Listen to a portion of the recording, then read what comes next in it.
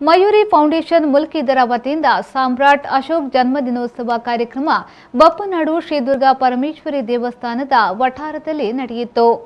ಮುಲ್ಕಿಯ ಬಪ್ಪನಾಡು ಶ್ರೀ ದುರ್ಗಾ ಪರಮೇಶ್ವರಿ ದೇವಸ್ಥಾನದ ವಠಾರದಲ್ಲಿ ನಡೆದ ಕಾರ್ಯಕ್ರಮವನ್ನು ರಾಜ್ಯಸಭಾ ಸದಸ್ಯರಾದ ಡಾ ಸುಬ್ರಹ್ಮಣ್ಯನ್ ಸ್ವಾಮಿಯವರು ದೀಪ ಬೆಳಗಿಸಿ ಉದ್ಘಾಟಿಸಿದರು.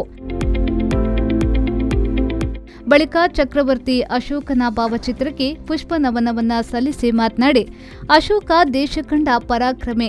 ಇಂದು ಮಯೂರಿ ಫೌಂಡೇಶನ್ ಸಾಮ್ರಾಟ್ ಅಶೋಕ್ ಜನ್ಮದಿನೋತ್ಸವವನ್ನು ಆಚರಿಸುತ್ತಿರುವುದು ಸಂತೋಷದ ವಿಚಾರ.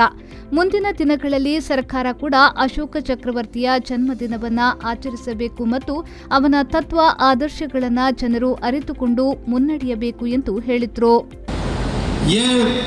ब्रिटिश पार्लियामेंट में आज भी रिकॉर्ड आपको मिल सकती है. वो जानबूझकर की थी. संस्कृत को खत्म करने के लिए वो अंग्रेजी लाए थे. तो मैं ये कहता हूँ कि जब आप सम्राट अशोका की जन्मदिन मनाते हैं, आप एक पहला कदम ले रहे हैं इस साजिश को खत्म करने के लिए. और भी ऐसे वीर हैं, उनका भी याद करना पड़ेगा, उनका भी स्मरण करना पड़ेगा. अनेक हैं. आपको ये पता नहीं कितने लोगों को स्पष्ट रूप से पता है कि हम्पी में आदि शंकराचार्य. ಬಳಿಕ ಮಯೂರಿ ಫೌಂಡೇಶನ್ ಅಧ್ಯಕ್ಷರಾದ ಜೆ.ಕೆ. ಶೆಟ್ಟಿಯವರು ಮಾತನಾಡಿ, ನಮ್ಮ ಫೌಂಡೇಶನ್ ಮೂಲಕ ಅನೇಕ ಸಮಾಜ ಸೇವೆಯನ್ನ ಮಾಡುತ್ತಾ ಬಂದಿದ್ದೇವೆ. ಇಂದು ಮೊದಲ ಬಾರಿಗೆ ಸಾಮ್ರಾಟ್ ಅಶೋಕನ ಜನ್ಮದಿನವನ್ನ ಆಚರಿಸುತ್ತಿದ್ದೇವೆ. ಮುಂದಿನ ದಿನಗಳಲ್ಲಿ ಇಂತಹ ಅನೇಕ ಕಾರ್ಯಕ್ರಮಗಳನ್ನ ಮಾಡುವ ಹಂಬಲವಿದೆ ಎಂದು ಹೇಳಿದ್ರು. ಸೋನೆ ಭಾಸ್ಕರ ಭಟ್ಟರೊಂದು ಮಾತು ಹೇಳಿದರು. ಅಕಾಲ ಮೃತ್ಯುಗೊಳಗಾದ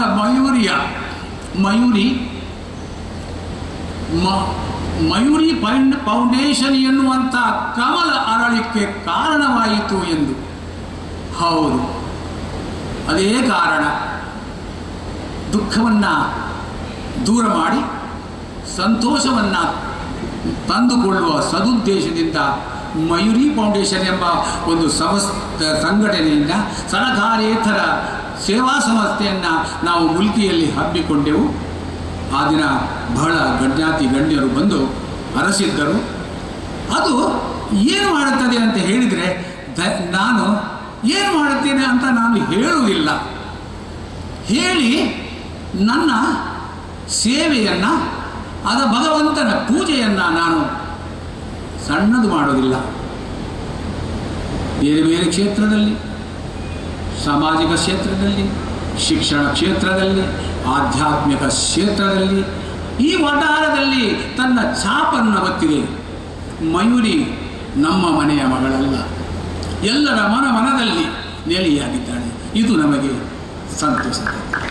ಇದೇ ವೇಳೆ ನಡೆದ ವಿಠಲ್ ನಾಯಕ್ ಕಲ್ಲಡ್ಕರ್ ಅವರ ಗೀತ ಸಾಹಿತ್ಯ ಸಂಭ್ರಮ ಮತ್ತು ಸಮನ್ವಯ ಡಾನ್ಸ್ ಕಂಪನಿ ಹಾಗೂ ಮಹಾಮಾಯ ಆರ್ಟ್ಸ್ ಫೌಂಡೇಶನ್ ಬೆಂಗಳೂರವರ ವಸುದೈವ ಕುಟುಂಬಕಂ ಕಾರ್ಯಕ್ರಮ ನೆರೆದಿದ್ದವರನ್ನ ಮನರಂಜಿಸಿತ್ತು.